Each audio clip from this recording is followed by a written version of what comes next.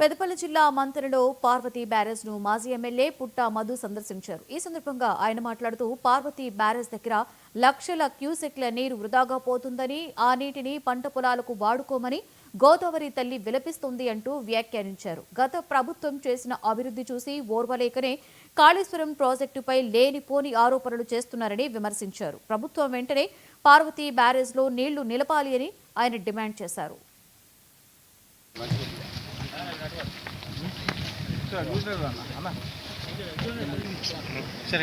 మళ్ళీ అడుగుతా ఉన్నది, వృధాగా నన్ను సముద్ర పాలు చేయకండి, ఉప్పు నీళ్ళల్లో కలపకండి, నన్ను వాడుకొని రైతులకు వ్యవసాయానికి ఇవ్వండి, త్రాగునీరు కోసం వాడుకోండి, నన్ను వృధాగా ఉప్పు నీళ్ళల్లో కలపకండి అని ఇవాళ గోదావరి తల్లి విలపిస్తూ ఉన్నది.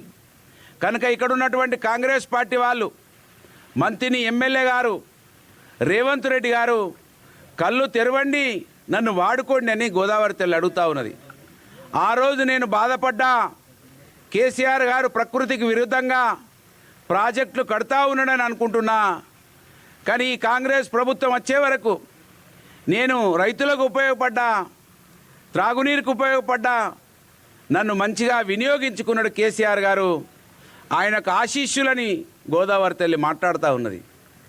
ఇది మాట్లాడుతూ ఉన్నదంటే అర్థం కాదు, ఈ గోదావరి ప్రవాహంలో పుట్టినటువంటి వాళ్ళం, గోదావరి ప్రాంతంలో పుట్టినటువంటి బిడ్డలం, ఈ గోదావరి వరదలున్నప్పుడు చూసినాం, గోదావరి వాళ్ళ ఏడుస్తుంటే చూస్తున్నాం.